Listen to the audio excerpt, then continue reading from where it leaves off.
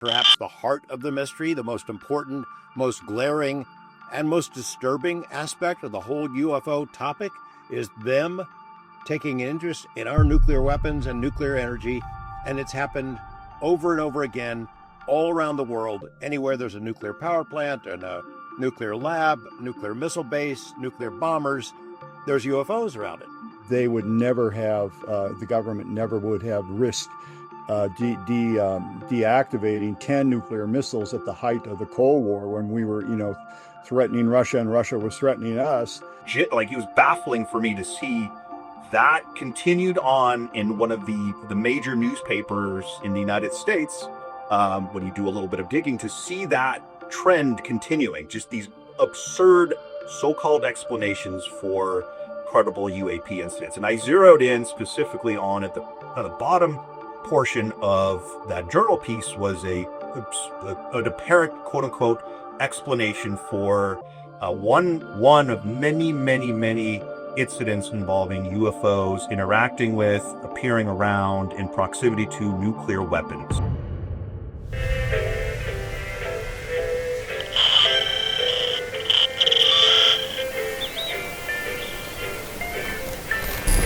This is Weaponized. I'm George Knapp here in Las Vegas. My colleague Jeremy Corbell somewhere on the West Coast. How you doing, Jeremy?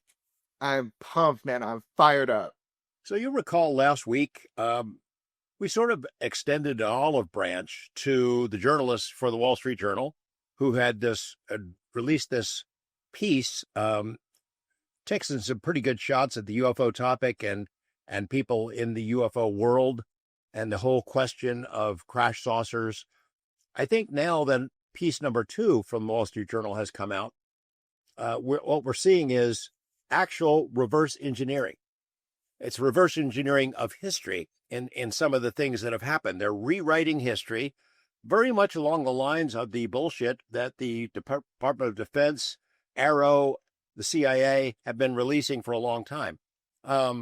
And they were I feel silly now of extending an olive branch in the sense that journalists, there's a certain amount of hubris involved in this profession. We think we're smart and we can figure stuff out. And I think journalists at that level where these reporters have been working, national security, have probably been looking at the UFO topic thinking, well, geez, I cover national security. I know all these intelligence guys. I work at the Pentagon. If this stuff was true, if there had been crash saucers and reverse engineering, then damn it, I'd know about it. And I don't know about it, so therefore it can't be true. I suspect now, in looking at that second piece and what it did, I suspect that this might be the only angle that the editors of the Wall Street Journal would have approved in advance, a UFO investigation. The Wall Street Journal certainly isn't known for stories that look into UFOs and say, oh, gosh, there's a legitimate mystery here. There really might be a government lies and a government cover-up. Go for it, reporters. Go dig this stuff up. I think this might be the only angle that they would approve. And it seems to me it is specifically targeted at Wall Street folks, at big money investors, at the tech industry, the people who are behind the scenes very curious about crash saucers, reverse engineering, wondering if that technology really has been stashed in Lockheed or somewhere else for all these years. Maybe we can get a crack at it. Now, the knees have been cut off of that, and I think it was done on purpose. And I'm sorry to say that the journalists that we hoped would at least give a more balanced approach to the investigation actually went in the opposite direction of that, and doubled down and attacked personalities and dug up a lot of stuff that's been around for years and just reiterated all this stuff, these themes that have been reported mostly by debunkers on social media, but which then find their way into officialdom in government agencies who seem to adopt the themes that are developed by seemingly unconnected social media personalities, and then it becomes government policy and government standard operating procedure. What's your take? Yeah, well, I got some questions. So the journalist is named Joel, right? That's the guy that wrote the Wall Street Journal article. So he verifiably put out false information about what was going on at the nuclear testing. And I just wonder, if you're writing for a big publication like Wall Street Journal, I'm talking about the first article, isn't it your duty when the person or people that were there that contradict your false narrative, and it turns out the technology you said was used actually wasn't even invented by that time? Don't you have a responsibility? Doesn't Joel have a responsibility as a reporter and a news person, a journalist, to correct the false information that he put in a Wall Street Journal article, or no? Absolutely. It's essential. It's essential for the credibility of not only the journalist, but for the newspaper.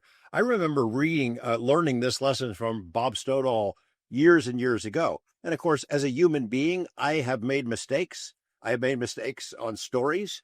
And you don't like to admit that it's a mistake, but Stoddall had always taught all of us that, look, if you make a mistake, you correct it. You correct it. Not only is it your duty, but in the long run, it's better for you. It enhances your credibility if you go ahead and fess up. Yeah, I messed that up. I'm correcting it now, and you move on. That's a good thing for a journalist, not a bad thing. And I am astonished that of the very egregious and documentable falsities and mistakes that were made in that first story, there was no correction at all, not even a hint of one. I know that the Wall Street Journal was bombarded with responses from people who were directly involved with these incidents, and they told them, look, you're wrong on this, and here's why. And I know that we had expected part 2 to be out soon after part 1. There was a delay there, where I think we were hoping, hey, they're reevaluating the direction of this story, and they're going to make some corrections. They didn't make any. I mean, none of them. Not one. Not even a word about correcting what seemed to be very obvious errors.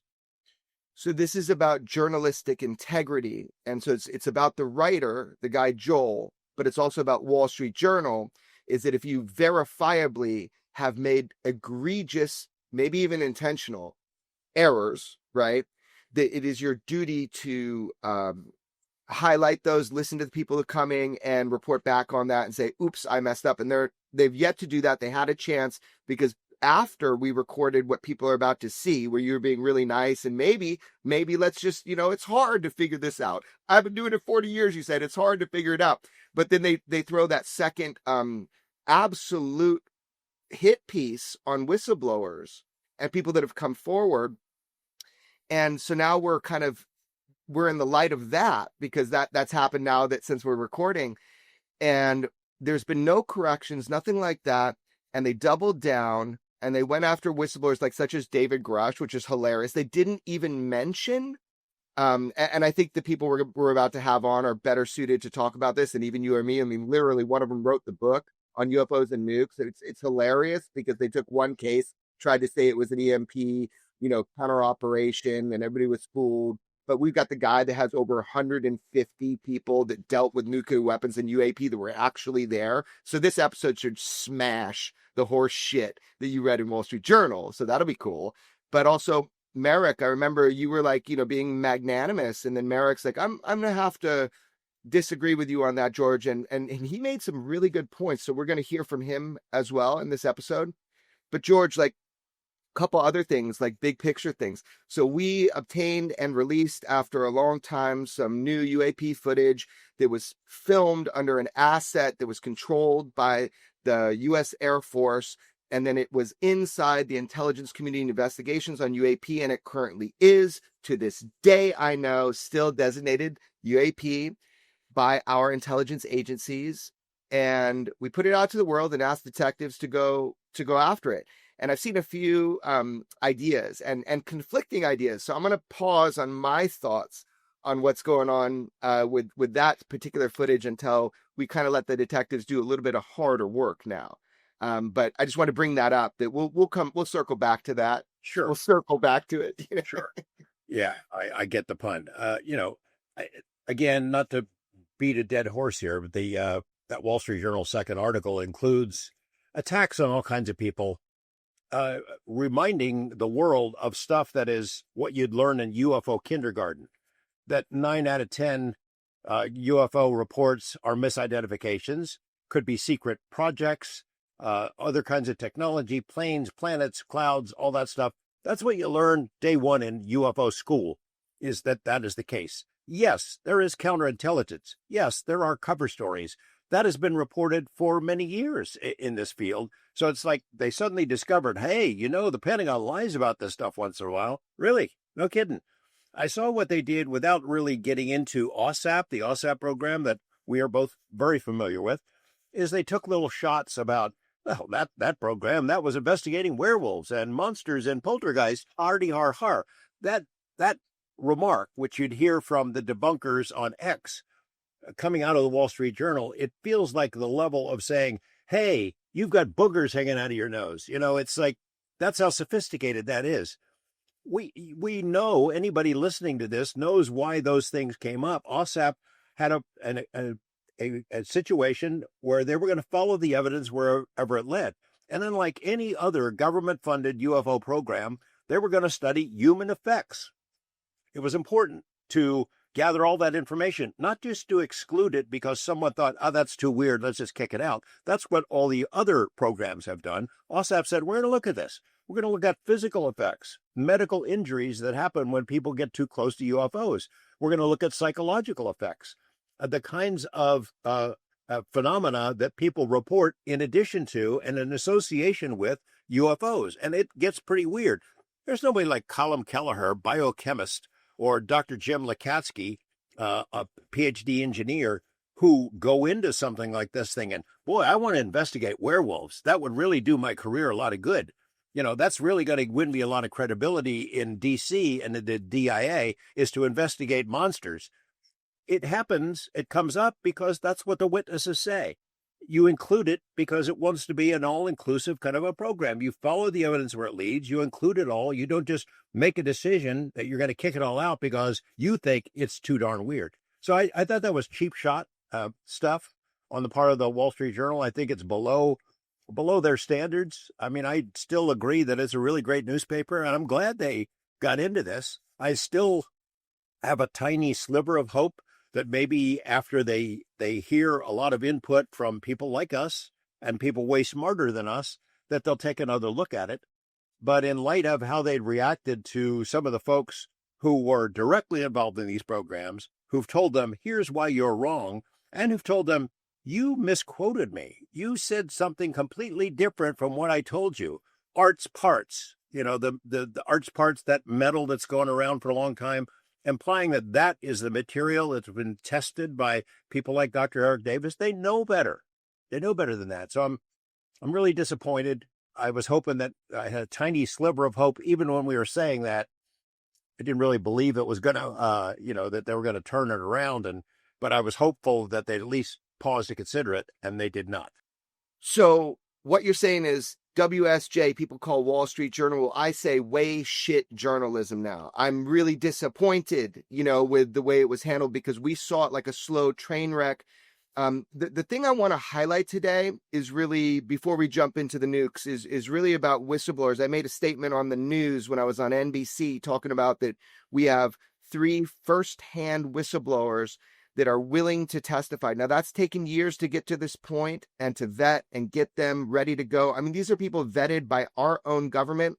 And I actually have a statement from one of them today that kind of relates to what we're talking about, you and me, because what you're talking about, like with AARO, is an example of the mental gymnastics worthy of a gold medal, where they say one thing, but they don't tell you the full truth. And I want to highlight one thing because I was talking with a whistleblower today, and, the whistleblower's allowing you and me to read something, George, but it was just one point. AARO has said things like, we have no scientific evidence of extraterrestrial technology or life.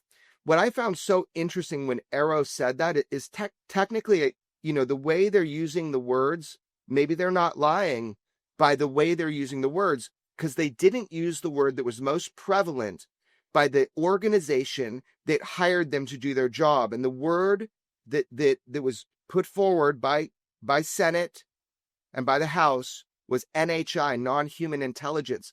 I wonder if they could say the same statement if they said the words non-human intelligence. So I was talking with a whistleblower about this, who I hope the world gets to meet, and at a public hearing under oath and on congressional record. But we'll see how that goes. The sentence is this. It was really interesting. The scientific method requires a control. Extraterrestrial is an intelligence from another planet. to acquire scientific evidence of extraterrestrials, we would have to go to a planet, acquire materials that could only be from that planet, return to Earth with those materials, and compare them to match to objects we have recovered here on Earth. It's a long way of saying AARO is telling a truth, in quotes, but not the full truth. Someone should ask them if they've recovered materials that were not made by humanity at the time they were discovered and recovered. That's an interesting last statement from a first-hand whistleblower, George. Man, somebody should ask AARO that. But these are the types of games that are being played by Wall Street Journal, misquoting people, not correcting their errors, which is false misinformation that they put out, and all the way along by AARO, and specifically now by former AARO employees. So it's just interesting to me, man. Whistleblowers is going to become really important. It is true that there's actually way more than 3 verified, vetted over years, first-hand whistleblowers that have come to you and me, George, that have now confirmed and also recorded with us, by the way. But, you know, I'd like them to be in Congress to the American public before you and I have to do Congress's job. So I really do believe Congress has a job to do now. But I went online, I rarely do this, and I put out a statement of what a first-hand whistleblower is. Like, what are the categories? What are the levels? And I was really hoping people go read that on my X, because it clarifies and should signal to you exactly the quality of the witnesses that we are going to hand deliver on a platter to the congressionally mandated task force that is literally designed to bring these people forward to tell the American public about this. So I encourage people to go to my X and to do that, because these people must testify at the next congressional hearing on UAPs. If they have courage, meaning Congress, they're going to put these people and more we could give them up there to talk to the American public. I just wanted to say that, George, before we get into UFOs and nukes. Now, you've asked me to introduce Robert Hastings.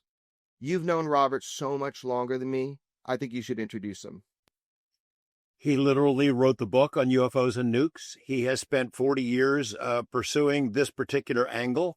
As I've said before, I think it is perhaps the heart of the mystery, the most important, most glaring, and most disturbing aspect of the whole UFO topic is them taking interest in our nuclear weapons and nuclear energy. And it's happened over and over again all around the world. Anywhere there's a nuclear power plant and a nuclear lab, nuclear missile base, nuclear bombers, there's UFOs around it. And Robert has collected somewhere around 150 witnesses, first-hand witnesses who've seen this stuff, who've shared information. Some of them, their identities are not known, but most of them are. And it's a pretty compelling piece of evidence. So, of course, when the Wall Street Journal raises this prospect that, oh, yeah, the Malmstrom UFO incident, that was an EMP. That was an experiment using EMP technology that did not exist. Of course, we thought Robert Hastings is the first guy we got to go to talk to, and here he is. You know, whenever I introduce or talk about Robert Hastings, I describe him as the guy who literally wrote the book about UFOs and nukes, and he did. He wrote the book. He spent 40 years of his life investigating these incidents and instances of UFO intrusions at nuclear weapons labs, nuclear weapons storage facilities, ICBM bases, both in the United States, along the U.S.-Canadian border, Russia, other places. It is, in my view, maybe the most alarming aspect of the whole UFO topic, and this guy has done more work on it than anyone. Robert, it's great to talk to you. Thank you for having me. It's an interesting time. I know you don't do a lot of interviews. We're so glad to have you on Weaponized, especially in the context of what's happened over the last couple of weeks. This article comes out in the Wall Street Journal. I don't think they talked to you for that story, did they? Or did they not? No. But one aspect of the reporting, and we'll get into the details in a moment, is about some pretty famous incidents that you have broken ground on and investigated as much as anyone ever has, where UFOs interfere with ICBM nukes, U.S. nukes, the most powerful weapons in the world, in very alarming ways. And what the Wall Street Journal explained was there's another explanation. It was a test of some sort. Give me a sense of what it was like when you first read that article. Did your head explode?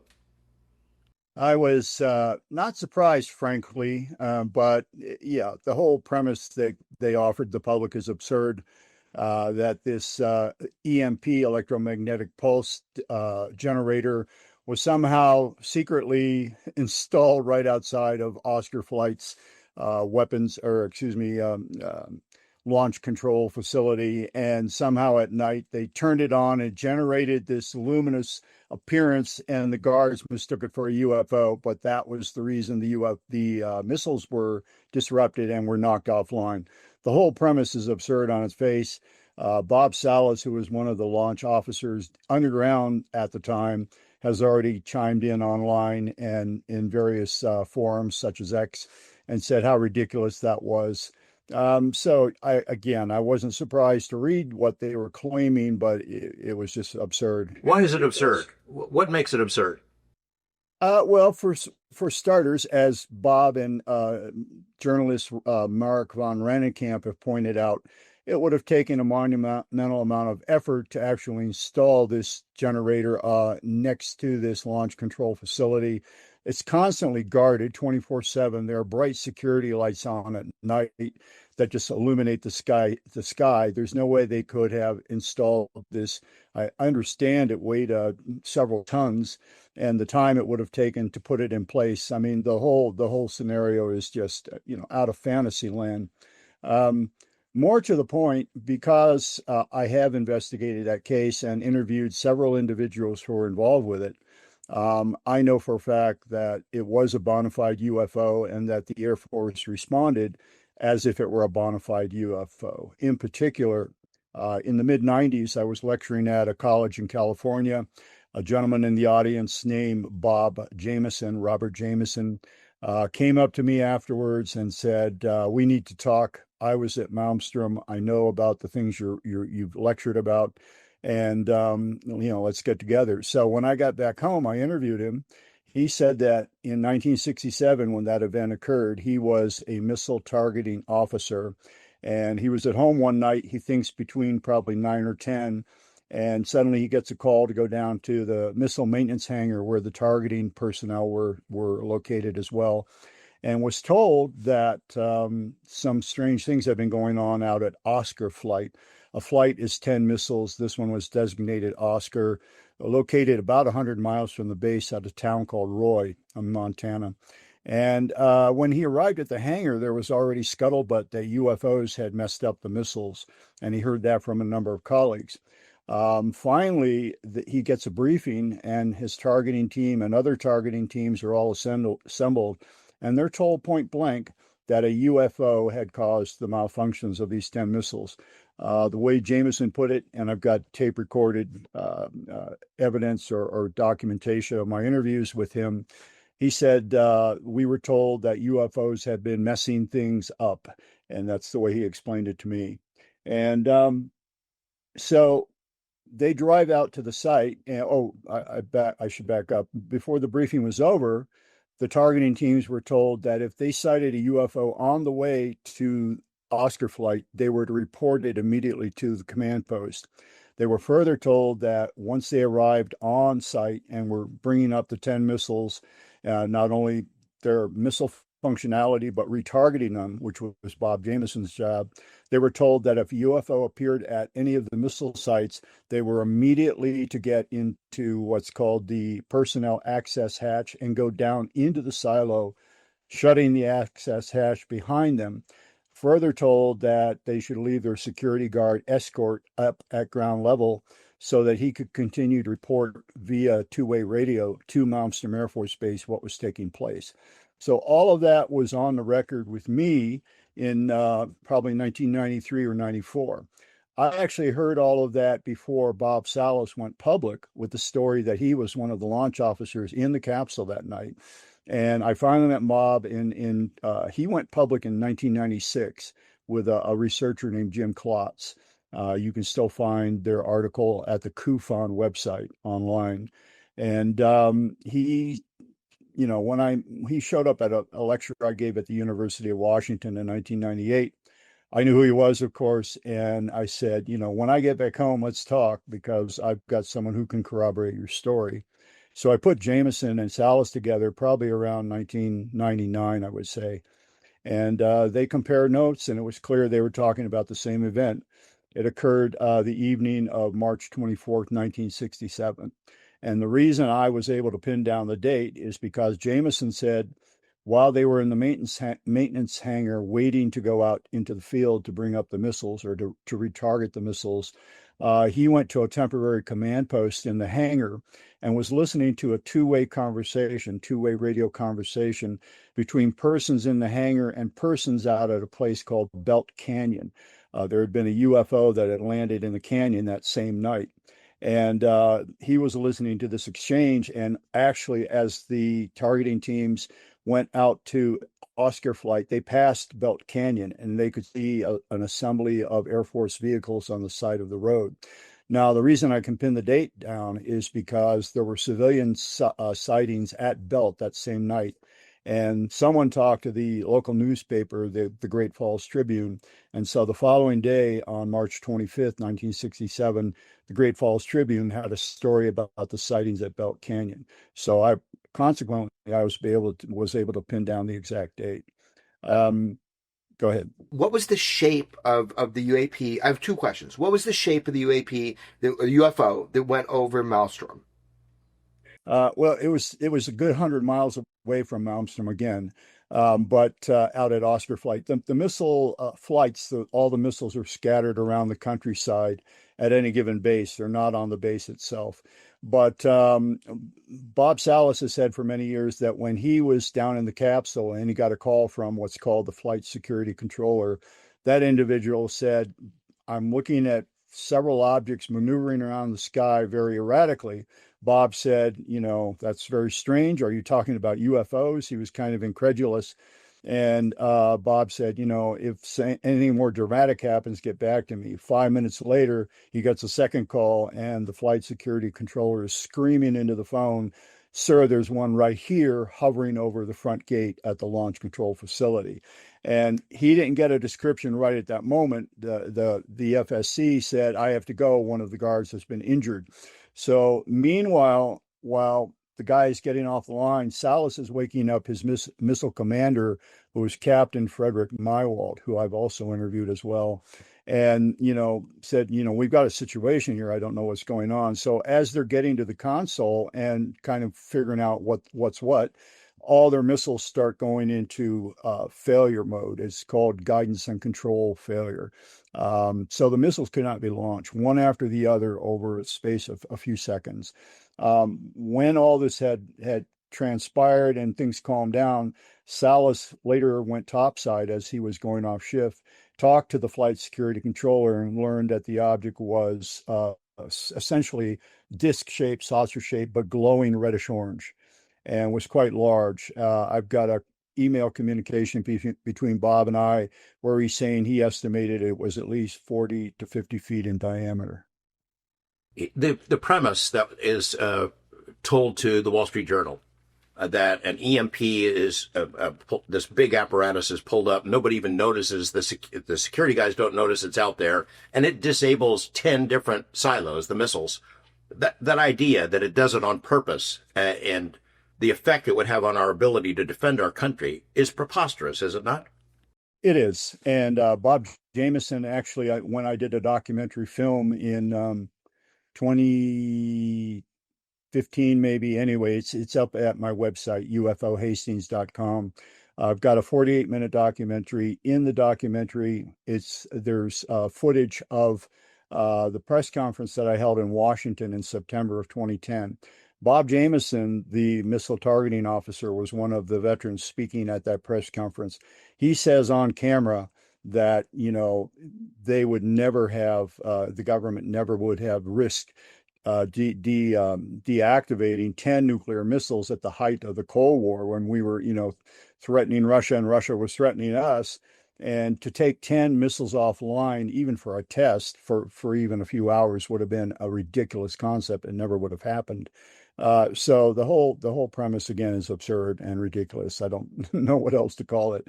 Why Joel Scheckman, the Wall Street Journal reporter, believed all of this, or his co-author, is anyone's guess. I suspect I've seen you on camera, George, saying that you think that Sean Kirkpatrick was behind this. He was the one that fed them that information. I would not be surprised. I would not be surprised. Well, you've encouraged people witnesses from the hundreds of people you've interviewed who've had bits and pieces of information about multiple incidents. You encouraged them to go to AARO and share their information, and they went in good faith. And how were they treated? Actually, Kurt McConnell, who was an investigator for the Senate Armed Services Committee 2 years ago, I believe it was January of 2023, emailed me and said, I've been in touch with Sean Kirkpatrick. He knows about your work. I've told him about your work. He would like to interview some of your sources. So I sent out a blanket email to probably 20 of the people that I'm still in touch with, veterans who were involved in these incidents and persons I'd interviewed over the years. I think 11 ended up speaking to AARO, if I'm not mistaken. And when I got feedback from them, initially they said they were treated cordially. They were allowed to say everything they wanted to say. There were no interruptions. There was no pushback, But one of them, and I'm forgetting which veteran told me this, he said, I asked them, is this being recorded? And they said, no, but we're taking notes. Well, if you're doing a serious investigation and you're trying to get witness testimony about something this dramatic, you obviously are going to record it. You're not going to just take notes. And I ultimately got a second confirmation that the veteran was told that they were only taking notes, which kind of confirmed, my impressions of what AARO was all about. I've said, I think in my interview with you on the Coast to Coast last fall and on other podcasts with Ross, for example, Ross Coulthard, I don't believe AARO is a legitimate group. I think it's a front. I think it's song and dance. It's it ain't what it's supposed to be. It's like data collection, just to know who knows what. But without getting into that, two things. So one is, don't you find it egregious that like this Wall Street Journal article is like, this one event at a nuclear facility, kind of explains away the UAP nuclear connection, when you have directly interviewed over 100, I imagine, firsthand witnesses?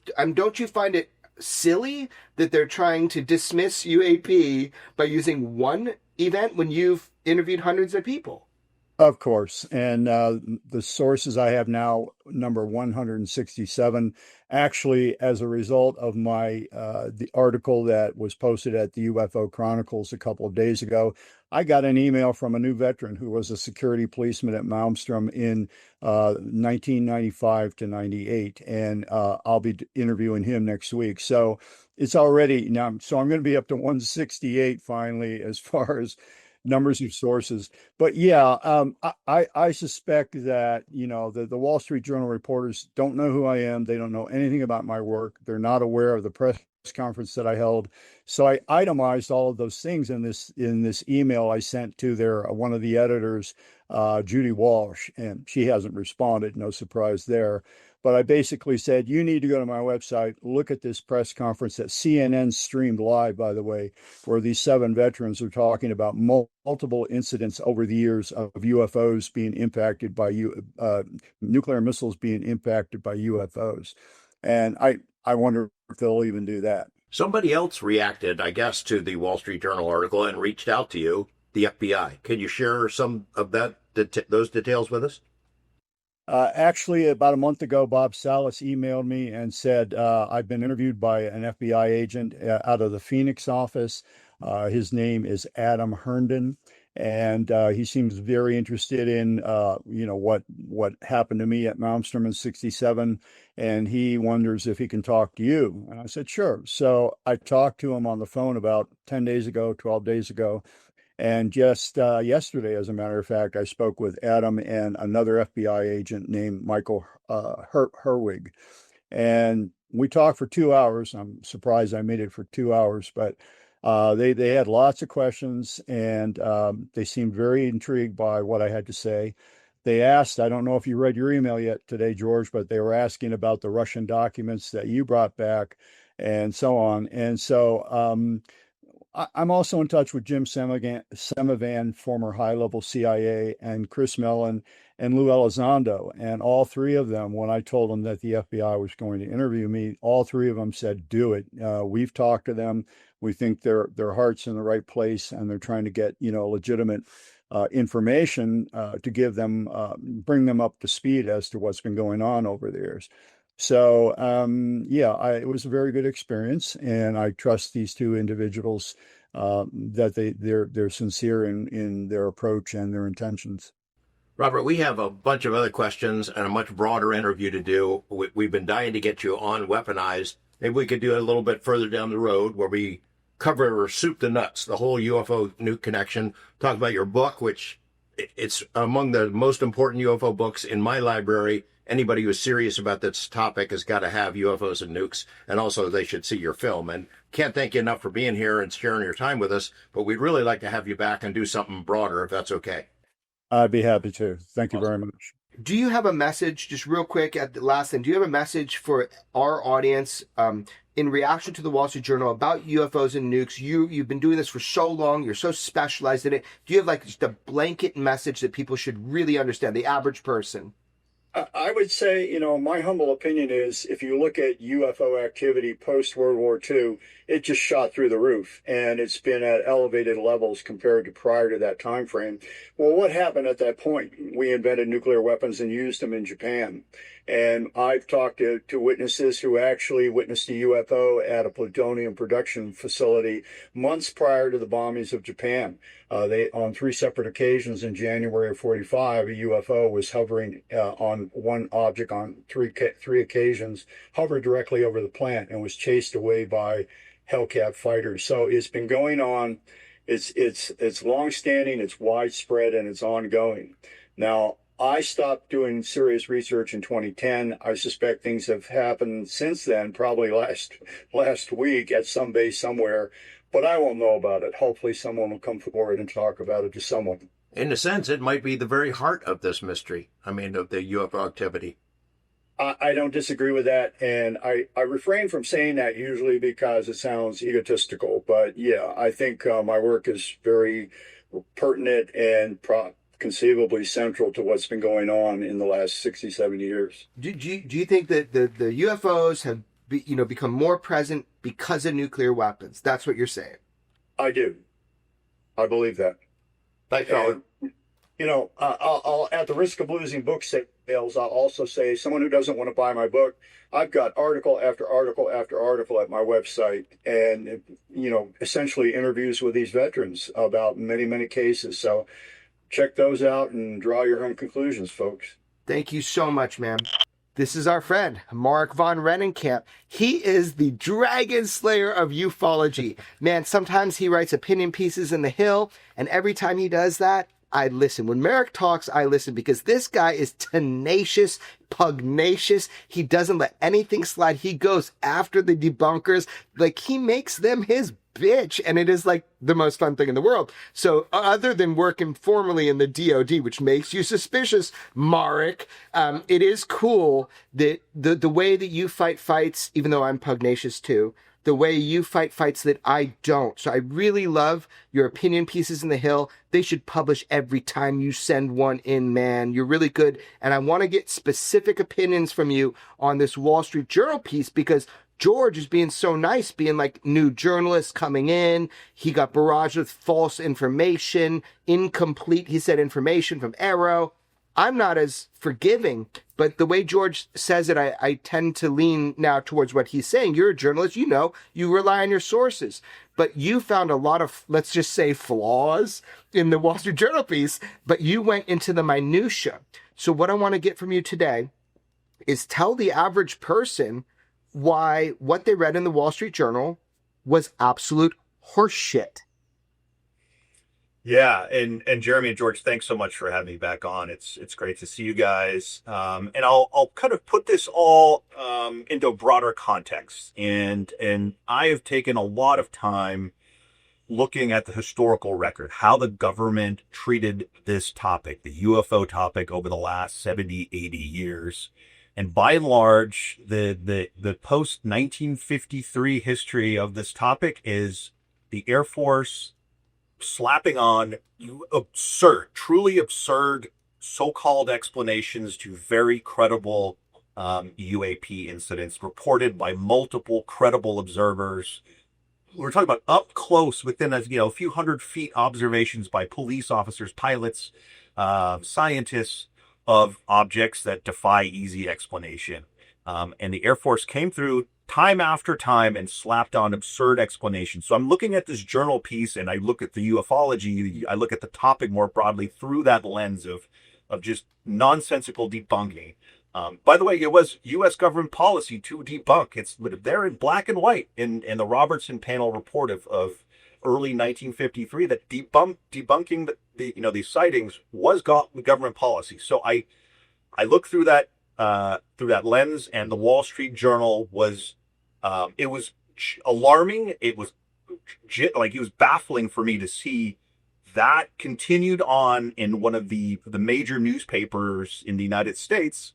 When you do a little bit of digging, to see that trend continuing, just these absurd so-called explanations for credible UAP incidents. And I zeroed in specifically on at the bottom portion of that journal piece was an apparent quote unquote explanation for one of many incidents involving UFOs interacting with, appearing around, in proximity to nuclear weapons. And that was the 1967 incident at Malmstrom Air Force Base. Robert Salas was an Air Force nuclear missile officer who has spoken about this publicly, but there are other witnesses who have gone on the record. His direct missile commander, who was in this underground capsule with him, has gone on the record. He's passed away several years ago, but in the key book on this, UFOs and Nukes by Robert Hastings, you can read all about this. There are recordings of his conversations online. Bottom line is there are multiple witnesses to this event.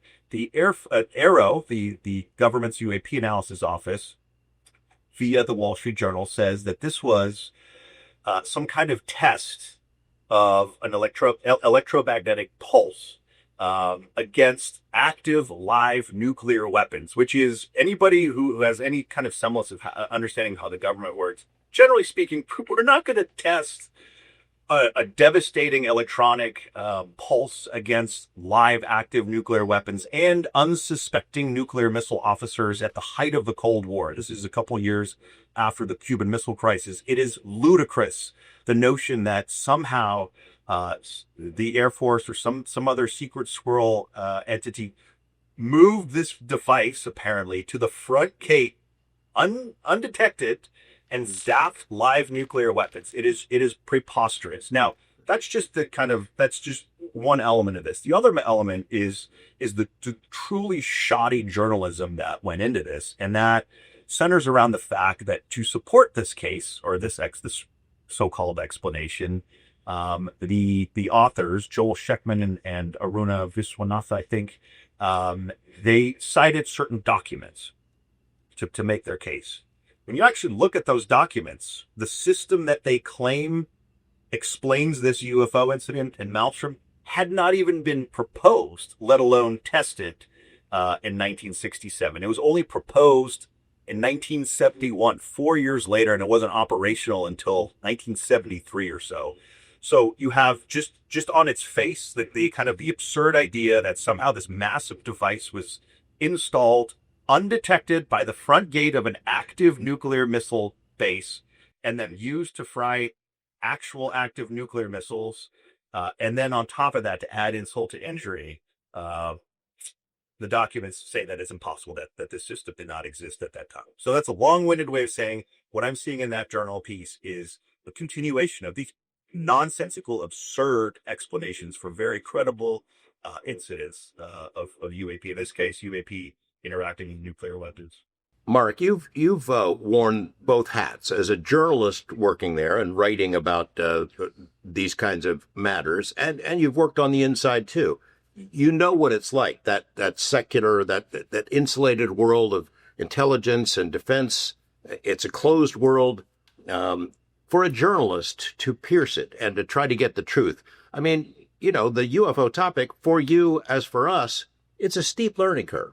and you go through stages of understanding along the way. It takes a long time to get your head around it.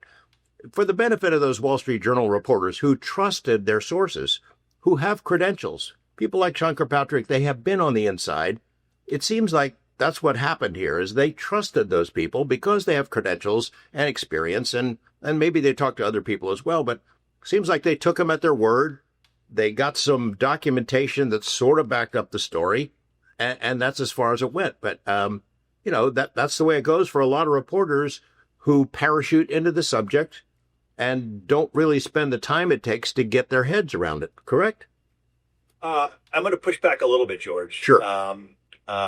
The key document that they cited, on literally page 1 of that document, it says that the system was not operational until 4 years later. They had to read to page 1. Yeah. This is astounding. I actually wrote a fairly strongly worded email to the Wall Street Journal's corrections editor, and I cited a meticulous citing. And the question was, how does this pass any sort of editorial vetting when the documents that you cite, like, roundly debunk this absurd explanation? How does that happen at the Wall Street Journal, right? We think of the Journal, the Times, and the Washington Post as kind of the 3 major papers in the United States. How does this happen? It's shocking to me, because I think they knew that this was going to be a bombshell article that is going to get a lot of eyeballs.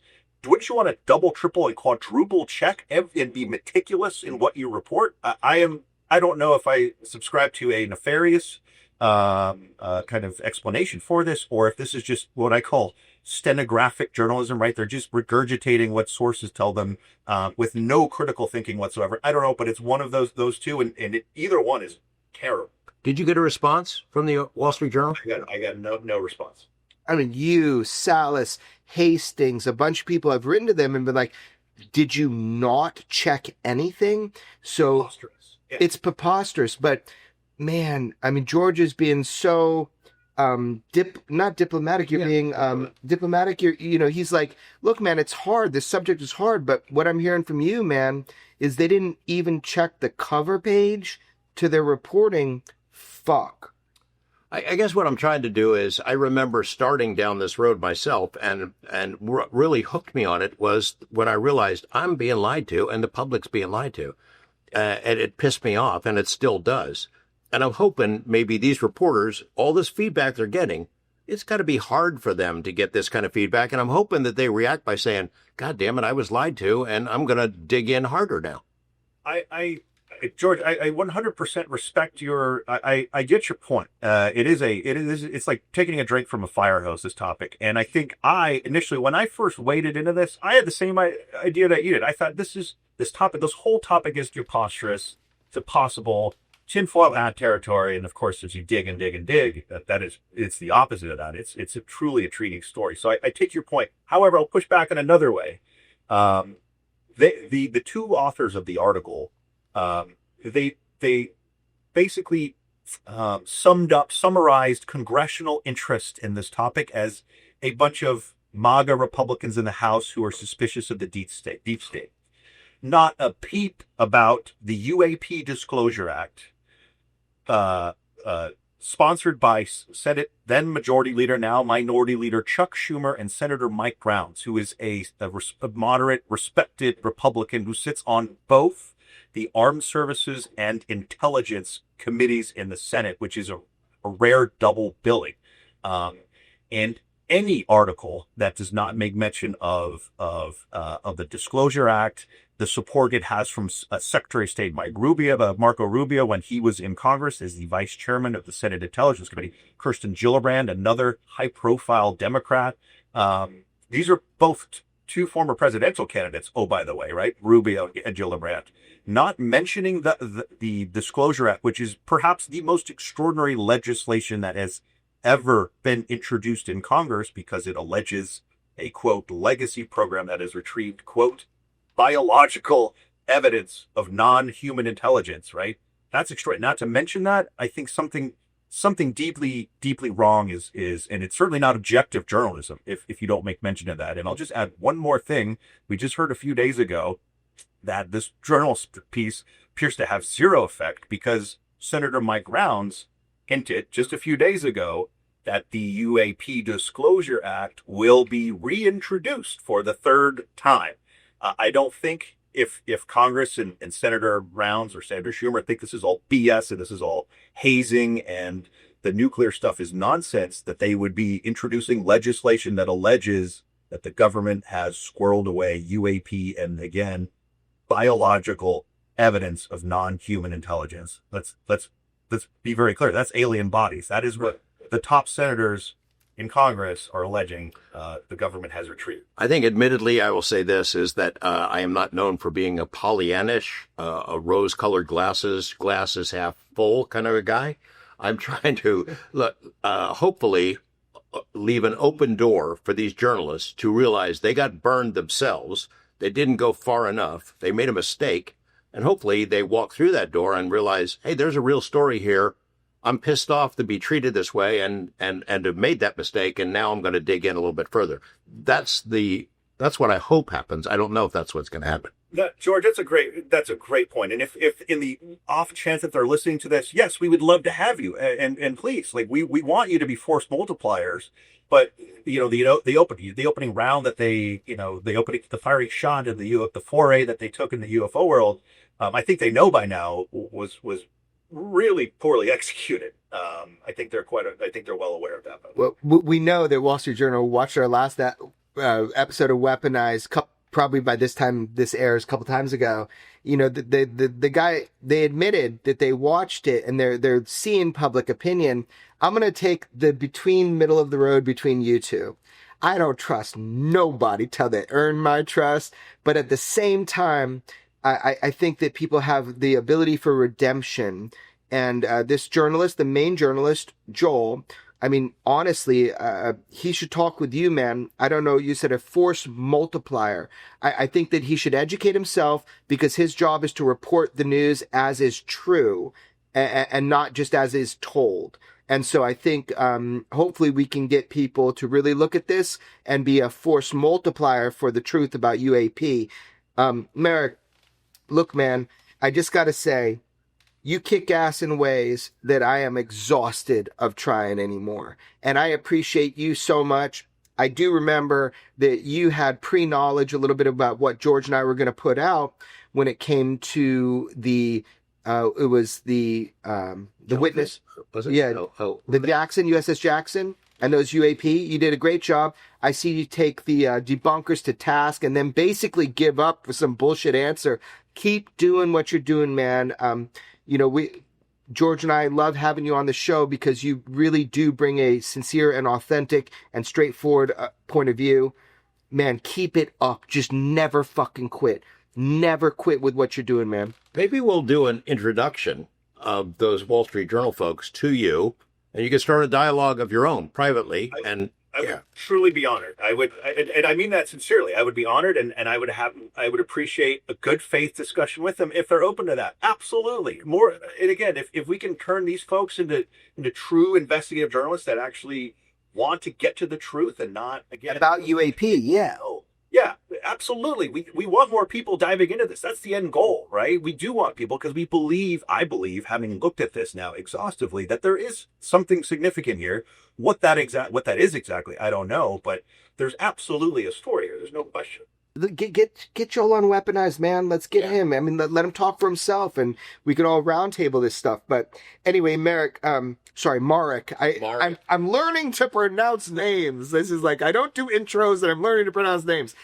Is there anything else you'd like to leave the Weaponized viewer with? Just kind of big picture about all this, like.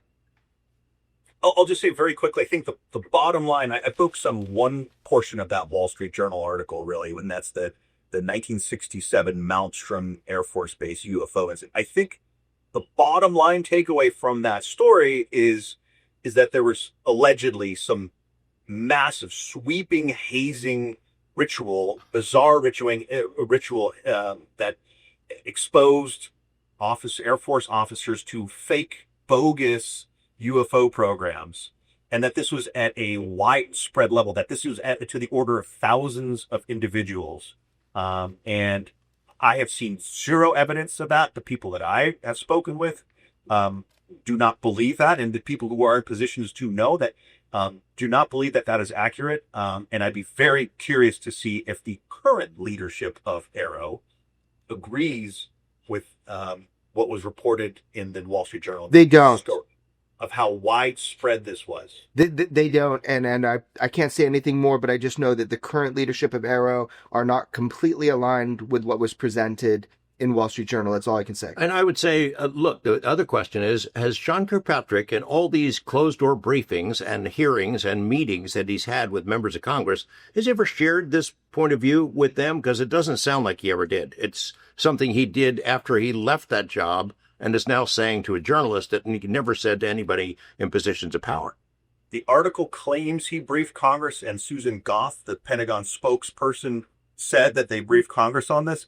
I've seen no evidence of that. I'd love to know more.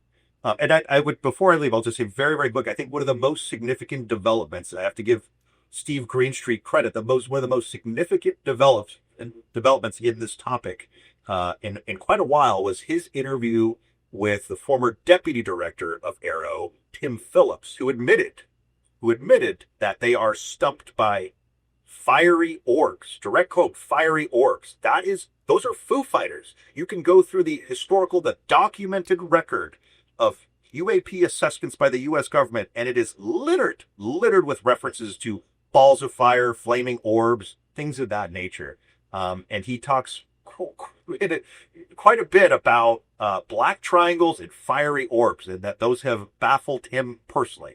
That is fascinating. That is unprecedented. I never thought I'd live to see the day that a former government official that was directly involved with the UFO topic be that specific about what they are truly stumped about. It makes you wonder if the reporter asking that question knew he was going to get that answer. I suspect not. That's a great question. I don't know. Anyway, fascinating stuff. Mark, thank you so much, man. I hope people continue to watch your work and be loud. Don't ever stop. Never stop, dude. And we've got something that we're going to be talking to him about soon. In the yeah. We'll talk to you soon, buddy. All right. Thanks. Robert Hastings, Merrick's opinions, I think they deserve an answer from the Wall Street Journal. I think there are other comments and criticisms that have come out by witnesses, officials who spoke directly with the reporters, who now say they were misquoted, they were misled. What was used is not what they said, and those are serious allegations to make. The Wall Street Journal, as a respected newspaper, has an obligation to address those things, and they haven't done it yet. So maybe they'll do that in the future. I still think these are good journalists. These reporters are smart, and they got locked onto a theme, and it seems like they knew the theme, what it was going to be going into this story, and went and looked for people who would support that theme. This entire project, these two parts, seemed to me to be a Sean Kirkpatrick production. Is that he was, in that first story, it was like a dead giveaway. He was described as like the bespectacled, avuncular scientist. Oh, what a swell guy he sounds like. Nothing about Sean Kirkpatrick's very spotty his history with the truth and problems that he's had in absolute lies, such as the meeting with the Skinwalker Ranch crew that he said never happened until they produced photos of it, and there he is sitting with them for a couple of hours. It's not a kind of briefing that you'd forget about. And he is not well respected by other intelligence officials. They figured out right from the get-go, Jeremy, we were in Huntsville, Alabama, the day that his name surfaced. He's going to get the job. And the impression was almost universal by people who knew him. Oh, man, they knew what that meant for the program, for AARO, and what direction it would take. And sure enough, it ended up exactly that way. He doesn't like this topic. He is very thin-skinned, as we've discussed before. He does not take criticism very well. And this feels like the Sean Kirkpatrick revenge tour. It's like an aging rock band that promises it's going to retire, and then year after year it keeps having a farewell tour that goes on and on. This guy supposedly left this topic. He wants nothing to do with it, and yet every time we turn around, there he is bashing it all over again. He can't let it go. It's like a girlfriend who spurned him somewhere, can't let it go, and I think he is the primary source for this. That's the guy that they listen to. They need to address some of these questions, even if maybe they've got an answer for it. Maybe there's a way to explain how they could be so wrong about this EMP stuff that that Merrick was talking about, or these nuclear incidents. I really hope that that's going to happen. I no longer am holding my breath for that to happen, and it's too bad. As you mentioned earlier, when you got a Department of Defense person who is saying we have no evidence of extraterrestrials, that is a dead giveaway. That's a giant red flag. It's like bloody handwriting on the wall to say we're avoiding the central question here is we don't know where these things are from. We don't know what the non-human intelligence is. I don't anyway. And I would not expect them to know either. They might have an idea if they've got bodies and crash materials, but they don't know. So when they say there no evidence of extraterrestrials, they're probably being truthful. But what would that evidence look like? It's like that quote from that whistleblower that you raised. We're not going to any other planets anytime soon and looking for their civilization and their manufacturing techniques. So it's ingenious and deceptive, and it's disappointing, but not surprising. Yeah, they're not being truthful. What they're doing is they're doing mental gymnastics, a word dance, so that they can lie without saying an explicit lie that could get them in trouble legally. So let's call it as it is. But look, I think my message is, hey, Joel, everybody loves a redemption story. If you have honor and you have integrity, then I got your back. Everybody's got your back. And everybody loves a redemption story when a journalist actually says, I got it wrong, and here's why. So that's first of all. Second of all, George, for the first time in a long time, because I don't do this, I'm going to make a prediction. My prediction is that there is no turning back, and that people are going to learn shit live. And that's either going to be in Congress, like the easy way, or they're going to learn it live in another way. But I am making that prediction. Let's see what that riddle means. If I were members of Congress, Representative Luna, Burchett, Jamie Raskin, AOC, people who have shown an interest in this subject, Mike Rounds, Chuck Schumer, I'd be kind of pissed. And I'd want to call some people on the carpet. I would want to have Sean Kirkpatrick come back because he's had a lot of meetings with members of Congress in public and in behind closed doors. Did he tell them this story? By the way, this is all disinformation. This is counterintelligence. None of this stuff is true. Is that what he told them? Because I got a feeling it's not what he told them. And if I were them, I'd have his name on the list at the top of the list. Come on back, Sean. Let's have a conversation. And I'd love to be a fly on the wall when that interrogation takes place. I've heard that even with Inside AARO, like now, they're like, what the fuck is Kirkpatrick and that other guy Phillips talking about? Like the way it was presented. So that's interesting to me that even with an AARO, there's like this bickering. We got eyes everywhere, George. That's high confidence information. So yeah, man, look, when Dr. Sean, when he went up and did that testifying, it wasn't testifying. It was up there with Gillibrand and she was like, oh, what do you need? How can we help you? You're so handsome. Cool cufflinks. There wasn't a congressional hard press. What are you doing with our money and with our mandate? It wasn't that. I would love to have Rep. Luna, who would tear Sean Kirkpatrick apart if she gets 1 minute to question him live like that. She would tear his ass apart because he's lied verifiably against the American public to the detriment of the need to know of the nation that he has sworn to protect and taken an oath to. He's lied to us. And I think that's super fucked up. I know I saw, some responses from those folks who were quoted in that story as saying, see, we tell the truth and those crazy UFO people attack us, as if there's not going to be any response to these two stories. Yeah. We're supposed to sit back and everybody accept it. Well, it's in the Wall Street Journal. Sean Kirkpatrick said it. I guess it must be true. The reaction is justified. I'm uncomfortable with some of the personal insinuations made about the reporters. Well, this guy worked here and is in a previous job, and that this lady worked on this. They have connections to the deep state and the shadowy world and the people who've been spreading lies about UFOs. I don't want to see that. We haven't looked into it ourselves. I still want to think of them as honorable people and good journalists, and I hope they will do the right thing going forward. I'm not hopeful. That's George. Yeah, I mean, the trick of being seen as an honorable and honest journalist is what, George? Well, it's not a trick. It's, the trick is to actually be trustworthy, Exactly. He's got a chance. So yeah, this is not a personal attack. You don't got to do it. Just like be an honest, honorable journalist and, tell us what other people have told you that you now know to be different than what you reported. Simple as that. Easy. Done. That's it. The one bright spot for the 2 Wall Street Journal reports, we weren't in them. We dodged, huh?